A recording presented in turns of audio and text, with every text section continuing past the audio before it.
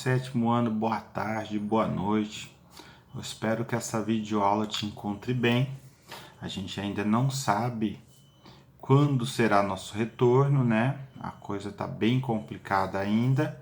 Espero que seja logo, mas a gente infelizmente estamos já todos nos aproximando do final do ano, né? Então, cada dia o retorno esse ano letivo parece mais distante ainda.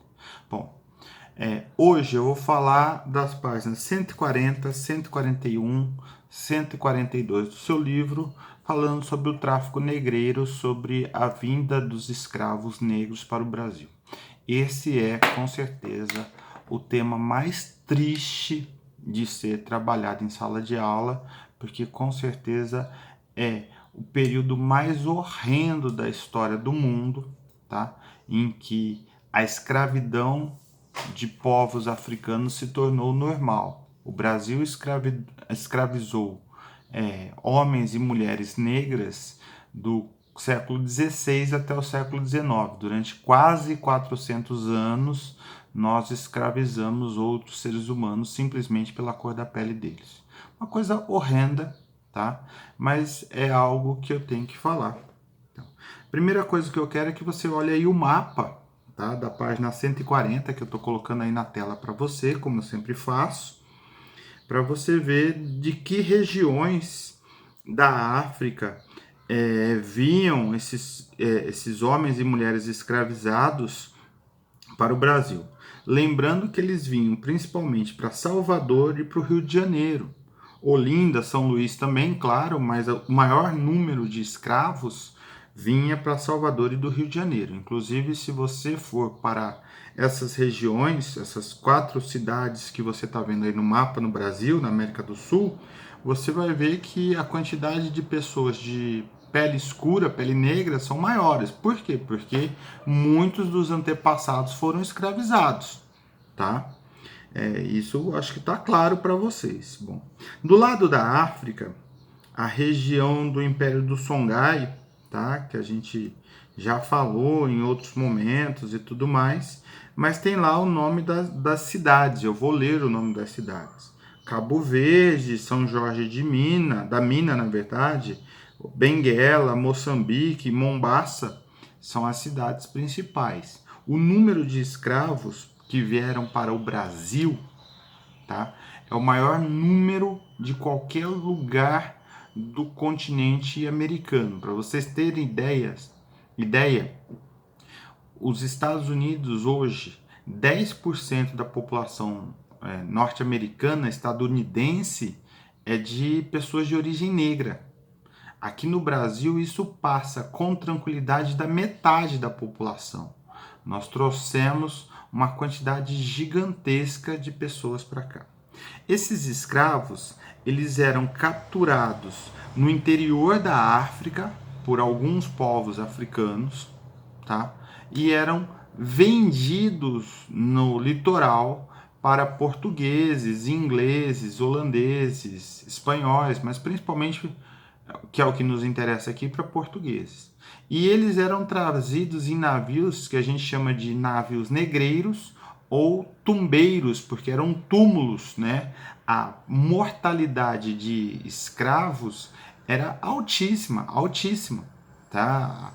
As condições da viagem eram sempre muito ruins. Então, o seu livro, ele traz um negócio, 2 informações para lá de interessantes na página 141. Primeiro, que os escravos eles eram usados como moeda, da mesma forma que na Europa, nessa época, a moedinha de prata, de cobre, de ouro era usado em todos os negócios. Lá na África, os escravos, as pessoas escravizadas eram usadas também como moeda de troca. Quanto que vale tal coisa? 1 escravo, 2 escravos, tá? Agora, o preço deles todos eram iguais? Não, claro que não. Aqui no Brasil, por exemplo, os donos de terra, que é para onde a maioria dos escravos iam, tinham uma grande preferência por homens e jovens, então algo em torno de 18, 19 anos até uns 30 anos de idade. O seu livro traz o número de 19 a 35.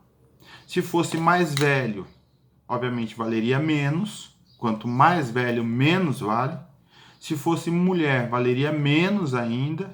E se fosse criança muito jovem, também valeria menos junto com as mulheres, porque a pessoa ainda ia ter que sustentar esse escravo até ele virar um homem adulto para depois poder explorar. Na verdade, eles começavam a trabalhar com 7, 8 anos de idade, mas não davam conta de fazer o trabalho de um homem adulto, logicamente. Tá? O seu livro traz um negócio bem legal aí. Triste, mas legal. Então, ele fala, olha, na viagem que essas pessoas escravizadas faziam entre o interior da África, né, até o litoral africano, muitas vezes 40% já morria ali.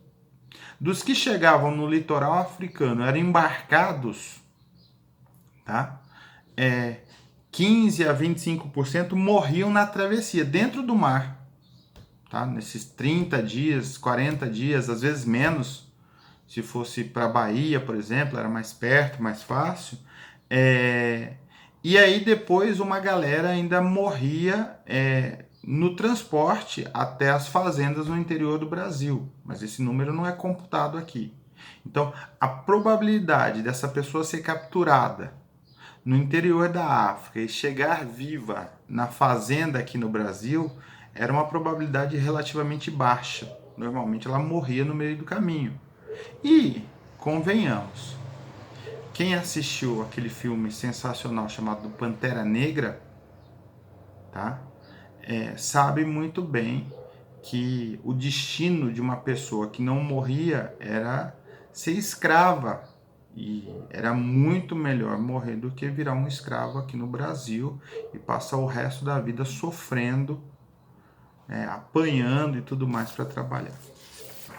No fim das contas, na última página da nossa videoaula de hoje, na 142, o texto diz duas coisas importantes. Primeiro que os escravos faziam de tudo aqui no Brasil, todo serviço braçal aqui no Brasil era serviço de escravo, o que gerou na população branca brasileira, na elite, na classe média daquela época, apesar da palavra classe média não ser correta aqui, mas no pessoal que não era tão pobre, um nojo de trabalho braçal. Aliás, até hoje, uma boa parcela da população brasileira tem nojo de fazer algum trabalho braçal. Isso se reflete, inclusive, no preço do trabalho.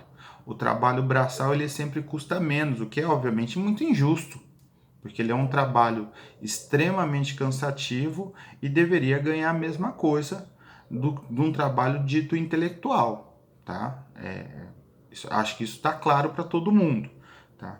E além desses todos aí, existem a preocupação dos escravos tentavam ficar livres, serem o que a gente chama de alforriados. Alforriado quer dizer que foi libertado pelo seu dono por algum motivo, tá? Então, quando aparecer no seu texto aí, negro forro, quer dizer que ele foi alforriado, quer dizer que ele foi libertado pelo seu dono. Não porque o dono era bonzinho, mas era uma forma de fazer o sujeito trabalhar um pouco melhor. Então eu falo assim, olha, se você trabalhar bem, daqui 2 anos eu te liberto. Aí o cara fala assim, não, vou aceitar porque tá difícil de fugir, então acabava aceitando essas condições. Vocês entenderam qual que é a lógica?